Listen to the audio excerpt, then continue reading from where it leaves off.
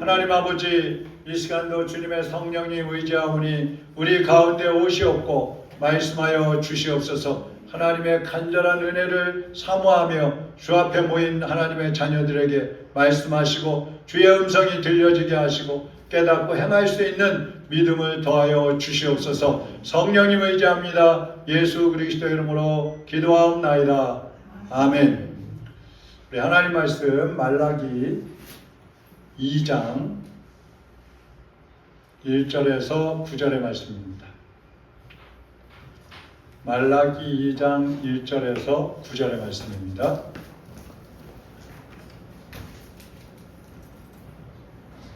교도하겠습니다. 너희 제사장들아, 이제 너희에게 이같이 명령하노라.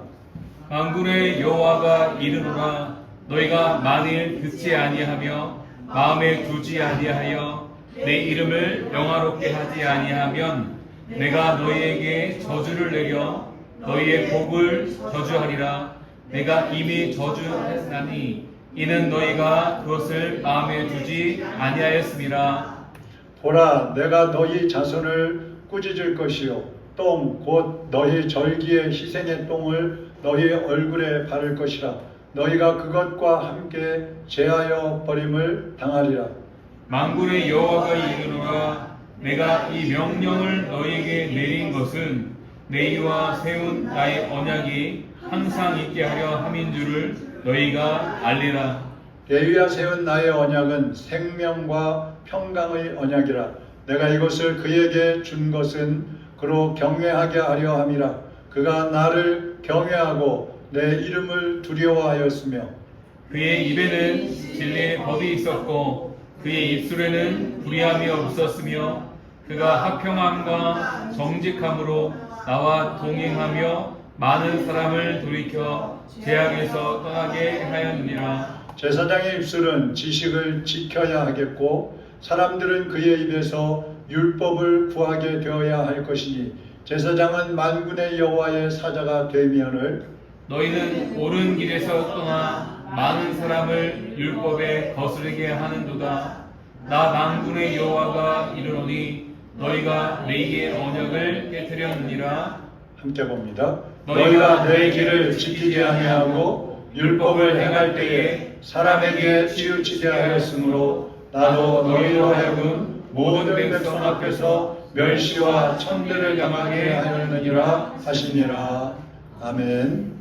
오늘은 본분을 지키라 이런 제목으로 말씀을 드리겠습니다.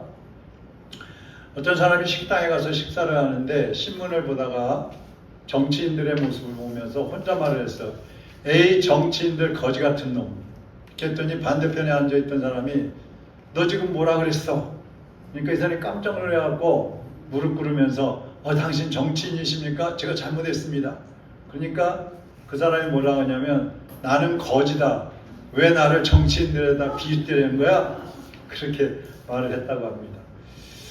사람마다 자기의 본분과 위치가 있죠. 대통령은 국가를 대표하는 사람으로서 국민을 위해서 헌신해야 되고 또 국회의원들은 국민들이 잘 살 수 있도록 법을 만들어야 되고 검사나 경찰이나 판사나 이런 사람들은 법을 공정하게 집행하는 그러한 일들을 해야 합니다. 근데 많은 정치인들을 보면 개인의 영달을 위해서 일하고 또 윗사람의 눈치를 보면서 자기들의 본분을 지키지 않는 그런 정치인들이 많이 있어요. 물론 정치인들만 그런 건 아니고 직장에서도 직원들도 마찬가지고 또 사회 속에서도 그런 모습들을 많이 볼 수 있습니다. 이스라엘의 제사장들도 백성들을 하나님께로 인도해야 하는 그런 사명자들인데 제사 드릴 때는 형식적으로 외식적으로 하고 백성들의 돈을 착취하고 그러면서 사람들에게 본이 되지 못했어요. 그래서 하나님이 그 제사장들의 모습을 보면서 진노하시는 것이 말라기 성경입니다. 성도들 개개인도 각자의 신앙의 그 본분을 다하지 않을 때 하나님이 진노하신다는 걸 알아야 됩니다. 그러니까 우리는 괜찮고 오늘날로 하면 목사님이 잘못하면 하나님이 크게 진노하시겠지. 성도들이 조금 잘못하는 건 괜찮겠지. 그렇지 않습니다. 똑같습니다. 각자의 위치가 다르고 하는 일들이 다르고 사명이 조금씩 차이는 있지만 모든 사람을 보시는 하나님의 눈은 똑같은 거예요. 오늘 여기 2절 3절에 보면 첫 번째로는 자손을 꾸짖으신다 이런 말이 나와요. 너희 자손을 꾸짖는다. 이건 뭐냐면 가문의 대를 끊어버려 가지고 복을 받지 못하게 하겠다는 거예요. 그러니까 자손이 대대로 이어져야 그 가문이 복이 되는 거잖아요. 근데 중간에 이 대가 끊어진다는 겁니다. 또 두 번째 무슨 말이 하냐면 희생제물로 가져온 짐승의 똥을 너희 얼굴에 바르겠다. 여러분 짐승의 똥을 얼굴에 바른다는 게 무슨 얘기예요? 수치예요, 수치. 사람들 앞에 수치를 당하게 하겠다는 겁니다.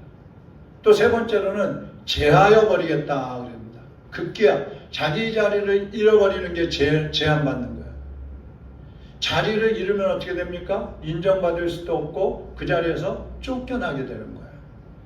그러니까 사람이 하나님의 뜻을 어기고 자기들 중심으로 자기의 영광을 위해서 살아갈 때에 하나님께서 그 자손을 저주하시고 그 얼굴에 똥을 바르듯이 수치를 당하게 하고 결국은 그 사람까지도 제해버리신다는 겁니다. 그러면 우리 그리스도인들의 본분은 뭘까? 우리 그리스도인의 본분. 첫째는 하나님과 동행하는 겁니다. 하나님은 성도들이 세상의 그 누구보다도 주님과 밀접한 관계로 살아가기를 원하셔요. 하나님 중심으로 하나님과 함께 살기를 원하셔요. 근데 여러분 신자라고 해서 교회 다닌다고 해서 모든 사람들이 하나님과 동행하는 거 아닙니다. 직분이 뭐 목사, 장로, 권사, 사모, 재직, 직분에 따라서 그 사람이 높으니까 하나님과 동행하겠지. 저 사람은 그래도 교회에서 좀 중직이니까 믿음이 좋겠지. 그걸 그렇게 볼 수가 없다는 거예요. 주님과 동행한다는 것에 대해서 6절에서는 이렇게 보세요. 6절 한번 같이 읽어보죠. 그의 입에는 진리의 법이 있었고 그의 입술에는 무례함이 없었으며 그가 화평함과 정직함으로 나와 동행하며 많은 사람을 돌이켜 죄악에서 떠나게 하였느니라. 그러니까 하나님과 동행한다는 말은 먼저는 불법을 행하지 않는 거예요. 하나님과 동행하려면 불법을 행하지 말아야 돼요. 하나님은 어떤 분이에요? 빛이셔요. 진리셔요. 진실한 분이에요. 그래서 그 하나님 앞에 있으면 불법을 행할 수가 없는 거예요. 부끄러워서 무서워서 불법을 행할 수가 없어요. 그래야 하나님과 동행할 수 있는 기본적인 자격이 생기는 거예요. 그리고 사람들과 화평해야 되고 진리의 말씀대로 살아서 사람들을 하나님께로 돌아오게 하는 것, 그것이 바로 하나님과 동행하는 모습이라는 거예요. 우리를 통해서 사람들이 하나님께 돌아오게 될 때, 주님과 동행하는 사람은 범사에 주님을 인정합니다. 주님을 의지합니다. 그러면 주님께서 그 사람들, 주님을 의지하고 기도하는 사람들을 도우시고 보호하시고 인도하시는 것이죠.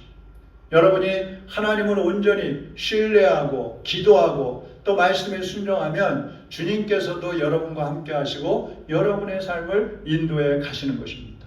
자, 그런데 더 중요한 것은 주변 사람들이, 이웃 사람들이 여러분의 모습 속에서 하나님이 계시는구나, 하나님이 살아계시는구나, 저 사람을 보니까 하나님이 살아계신 것이 확실하네, 이렇게 인정을 해줘야 돼요. 그리고 죄를 끊고 하나님께로 돌아오게 된다면, 내가 저 사람 보니까 하나님이 살아계신 게 확실하니까 나 하나님께 이제 돌아갈 거야, 이제 회개하고 예수님을 믿을 거야, 이러면서 돌아오게 돼야 된다는 거예요. 그러니까 하나님과 동행하는 사람은요, 다른 사람이 볼 때도 나 혼자 사는 게 아니라 하나님이 나와 함께 살아가는 모습을 볼 수 있어야 된다는 것이죠.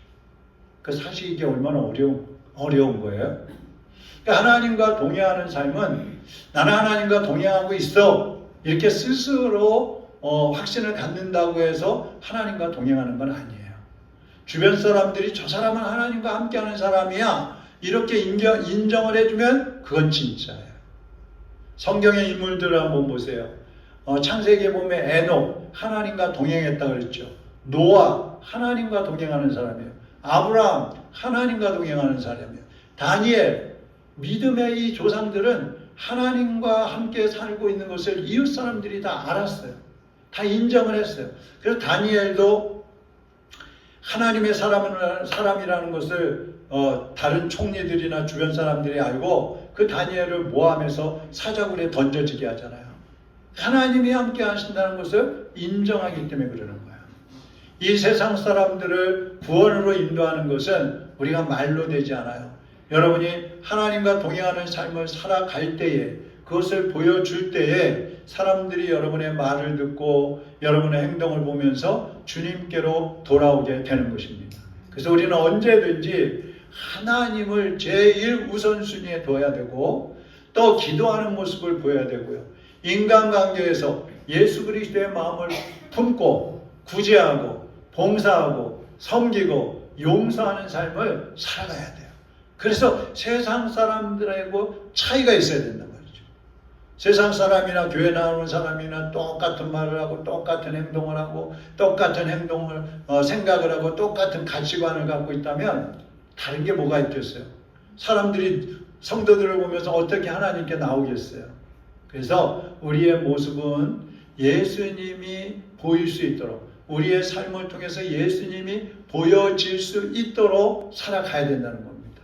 그것이 하나님과 동행하는 삶이에요. 여러분, 하나님과 동행하고 계십니까?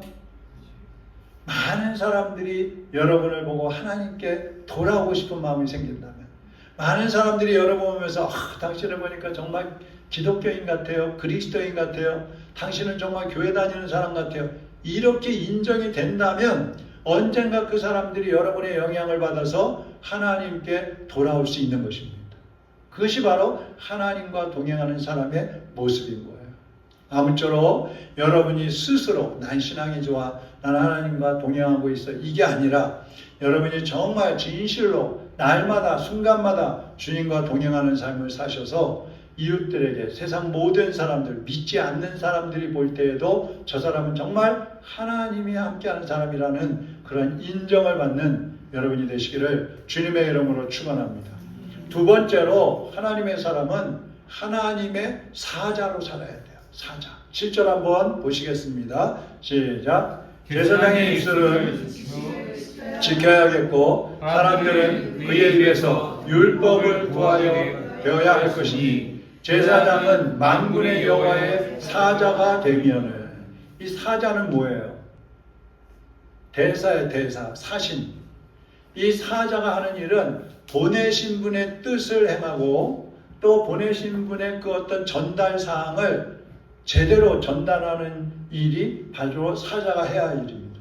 근데 그렇게 하기 위해서 어떻게 해야 되느냐? 첫째는 6절에 보니까 진리의 법이 있어야 된다 그랬어요. 진리의 법. 진리의 법은 하나님의 말씀입니다. 진리는 예수님이 내가 곧 길이요 진리라고 하셨어요. 그러니까 예수님과 함께 살고 주님의 말씀대로 살아가는 모습이 있어야 된단 말이에요. 그래야 하나님의 사자로 살아갈 수가 있어요. 만일 사자가 자기 편한 대로, 자기의 의도대로 가서 말하고 행동한다면 그것은 사자가 아니죠. 그러니까 그리스도인들은 주님의 사자들이라는 사실을 기억을 해야 돼요. 그래서 그 입술에서 나오는 말들이 다른 사람을 위로하고 세워주고 살려내는 그러한 말들을 할 때 사람들이 듣고 정말 저 사람 속에 하나님이 계시는 거라는 것을 깨닫게 된다는 것이죠. 두 번째, 하나님의 사자는 절대적인 기준이 있어야 돼요. 7절에 보니까 사람들이 제사장들에게서 율법을 구하게 하라 하세요. 율법을 구하라. 이게 무슨 말이에요? 평소에 우리 성도들의 말과 행동이 정직하고 올바르게 살아서 세상 사람들이 막 어렵고 힘들고 막 고통이 오고 병이 들고 마음이 약해지고 막 그러면 성도들을 찾아와야 돼요. 상담을 요청하고 성도들에게 기도 요청을 하고 성도들에게 도움을 요청할 수 있도록 하라 이 말이에요.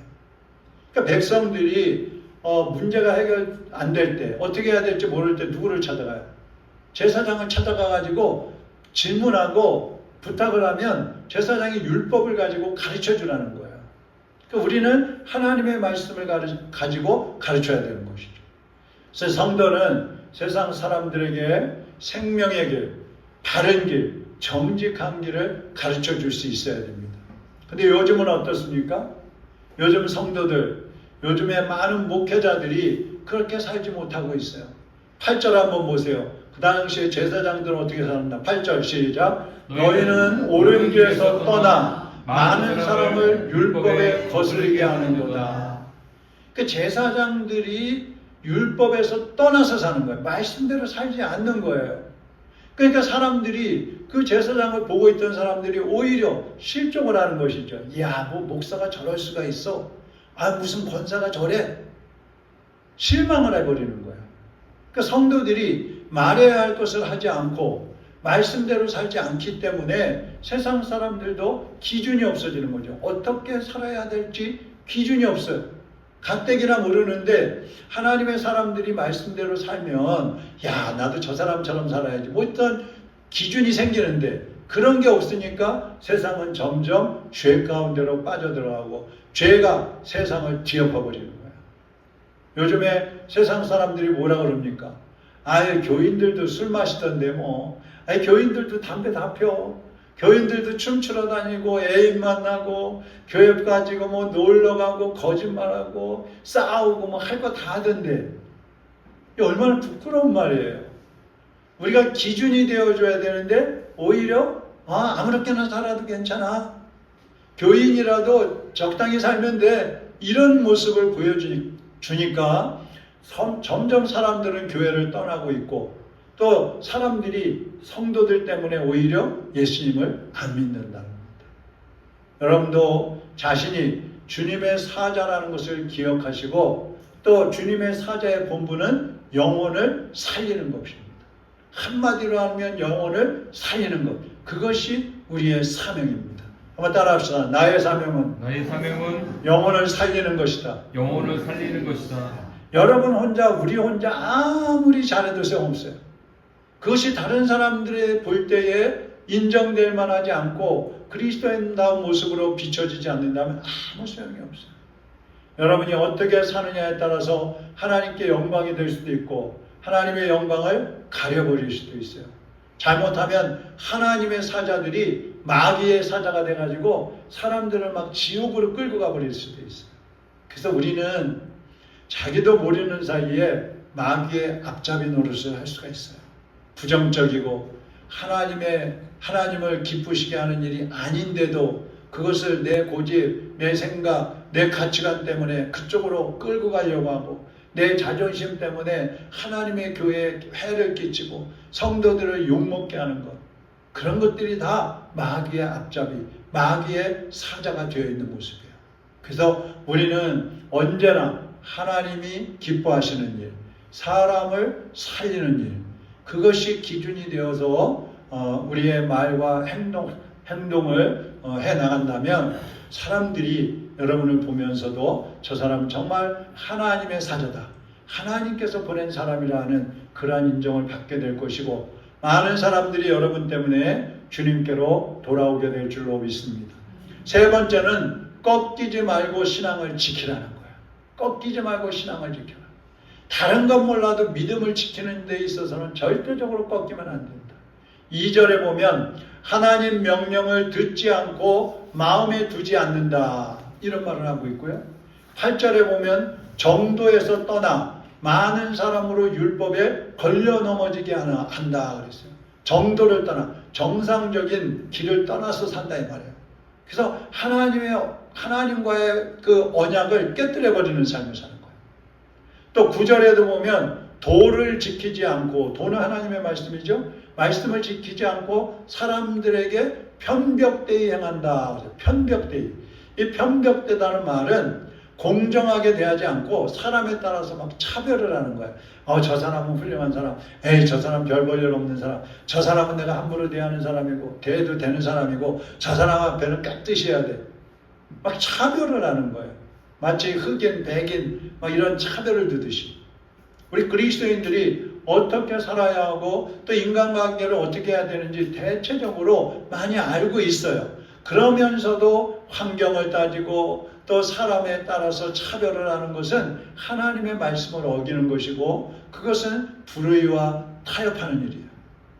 그래서 진실한 성도라면 어떤 환경이나 혹은 누구 앞에서도 그 믿음이 변하지 않아야 돼요. 꺾이지 않아야 돼요. 타협을 하면 안 되는 것입니다. 자기의 믿음을 굳건히 지켜야 돼요. 그래서 성경에는 믿음을 굳건히 하고 마귀를 대적하라, 깨어 근신해라, 이런 말씀들을 많이 하고 있는 겁니다. 만일 성도들이 믿음을 지키지 못하고 세상과 타협하고 또 왜곡된 삶을 살아가게 되면 하나님께서 멸시하시고 천대하시고 저주하신다고 그랬어요. 우리는 어떤 경우에도 믿음을 지켜야 하고 또 말씀대로 살아가야 합니다. 이것을 마음에 결단하고 이것을 마음속에 각오하고 살아야 돼요. 나는 어떤 경우에도 믿음을 타협하지 않는다. 나는 어떤 경우에도 하나님 말씀 편에 서서 말씀대로 살겠다. 이 각오와 결단을 해야 되는 것입니다. 어느 농촌교회에 한 권사님이 있었어요. 그분이 젊었을 때에는 그 교회에 한 100여 명까지 모였었는데 이제 막 농촌의 젊은이들이 다 떠나잖아요. 그러다 보니까 목사님 부부, 그리고 이 권사님의 가족, 그리고 노인들 한 3, 4명 이렇게 교인이 남게 되었어요. 주변에서는 이제 교회 문 닫아야 되는 거 아니야? 이제 그만 다니지 뭐 하나만 하야 뭐 이런 소리 조롱을 합니다. 근데 이 권사님은 한 번도 빠지지 않고 새벽마다 교회에 와서 마당을 쓸고 예배당 청소를 하고 강대상을 정리를 하고 꽃꽂이를 하고 아무도 없는 날도 와서 종을 치면서 막 예배를 준비를 하는 거예요. 그러니까 동네 사람들이 아니 왜 그렇게 해? 보는 사람도 없고 오는 사람도 없는데 왜 그래? 그러니까 이 권사님이 이렇게 말을 했어요. 사람이 없어도 하나님은 계시잖아요. 저는 사람을 위해서 교회를 지키는 게 아니라 하나님 앞에서 내 자리를 지키는 겁니다. 이렇게 얘기를 했어요. 그러기를 40년 동안 했어요. 40년. 세월이 흐르면서 그 마을에 귀농하는 사람들이 생겼어요. 젊은이들이 막 또 들어오는 거예요. 근데 항상 교회 문이 열려있고 교회는 깨끗이 정리정돈되어 있고 이런 걸 보면서 사람들이 교회에 호감을 갖고 나오기 시작합니다. 그러면서 점점 숫자가 늘어나니까 몇 년이 지나니까 아이들의 웃음소리가 다시 교회 안에서 흘러나오게 된 거예요. 후임으로 온 목사님이 그런 말을 합니다. 이 교회는 제가 살린 것이 아닙니다. 아무도 알아주지 않는 자리에서 40년 동안 자신의 본분을 지킨 한 권사님이 믿음으로 이 교회를 살린 것입니다. 이런 얘기를 했어요. 얼마나 멋진 분이에요. 하나님은 큰 일을 하는 사람을 찾는 게 아니에요. 자기의 자리를 끝까지 지키는 그 한 사람을 지금도 찾고 계시는 것입니다. 여러분, 한국에만 해도 교인들이 줄었다고 그러지만 그래도 통계적으로 500만 이상이라 그래요. 500만. 적은 숫자 아니에요. 그런데 그 많은 사람들 중에 자기의 본분을 지키고 자기의 자리를 지키면서 하나님께 인정받는 사람은 몇 명이나 되겠느냐 이 말이에요. 우리는 그 한 사람 속에 들어갈 수 있느냐 이 말이에요. 하나님이 책망하시는 이유는 제사장들이 자기 본분을 버렸기 때문이라고 그랬어요. 하나님이 기뻐하시는 사람은 출중한 사람이 아니고 하나님 앞에서 본분을 지키는 사람이에요. 교회에 오면 예배 자리에 그 사람이 있어야 되고, 가정에서는 부모와 배우자의 자리에 있어야 하고, 직장에 가서는 정직한 그리스도인의 자리에 끝까지 지키고 있는 사람이 있어야 돼요. 그런 사람을 주님이 찾으시는 거예요. 우리는 첫째, 여러분이 예수님과 동행하는 것을 사람들이 알아주느냐, 이것을 한번 돌이켜보세요. 사람들이 여러분을 그리스도인으로 인정하고 있느냐. 두 번째, 여러분은 하나님의 하나님의 사자답게 살고 있느냐. 세 번째, 누구 앞에서든지 어떤 환경에서도 믿음의 절개를 지키고 있느냐. 이것을 살펴보십시오. 그래서 이 시대는 자기 자리를 지키는 그 한 사람이 필요한 시대다. 언제 어디서 무엇을 하든지 하나님은 물론이고 누군가 여러분을 지켜보고 계시다는 사실을 기억하시기를 바랍니다. 교회에서도, 가정에서도, 직장에서도 사회 속에서도 길을 걸어갈 때에도 하나님이 나를 보고 계시고 누군가가 나를 지켜보고 있다. 이것을 기억한다면 우리가 하나님의 사자로서 그리고 모든 사람이 저 사람은 하나님의 사람이라고 인정받을 수 있도록 그렇게 살아갈 수 있는 것입니다. 아무쪼록 끝까지 꺾이지 않는 믿음으로 주님과 동행하는 하나님의 자녀 일꾼들이 되시기를 주님의 이름으로 축원합니다. 기도하겠습니다. 우리 김인영 집사님은 그 가래와 열이 떨어지지 않고 있었는데 이제 항생제를 쓰고 그래서 조금 좋아지고 있어요. 근데 한 일주일 정도 입원을 하셔야 될 것 같다 그러니까 이번 주말이나 다음 주 월요일쯤에 퇴원할 수 있을 것 같은데 하나님 속히 회복시켜 주시고 특별히 몸도 그렇지만 영적으로 그분이 마음이 굉장히 약해요. 그러다 보니까 영적으로 자꾸 시달리는 그런 것도 있으니까 악한 영들과의 전쟁에서 승리할 수 있도록 악한 마귀들이 틈타지 못하도록 하나님 보호해달라고 위에서도 기도해 주시기 바랍니다. 제가 먼저 기도하겠습니다. 하나님 아버지 감사합니다. 우리의 본분을 지키며 주님이 가신 그 길을 믿음으로 걸어가는 저희들이 되기를 원합니다. 성령님, 우리 각 사람에게 임하셔서 우리가 주님의 사자의 본분을 지켜갈 수 있도록 힘과 용기와 능력을 더하여 주시옵소서. 우리 자신을 비우고 예수 그리스도로 우리가 가득 채워지게 하여 주옵시고 우리의 삶의 모습 속에서 모든 사람에게 그리스도인임을 인정받고 하나님께 칭찬받는 주님의 일꾼들이 되게 하여 주시옵소서. 다 같이 주여 한번 부르고 동성으로 기도하다 돌아가시기 바랍니다. 주여!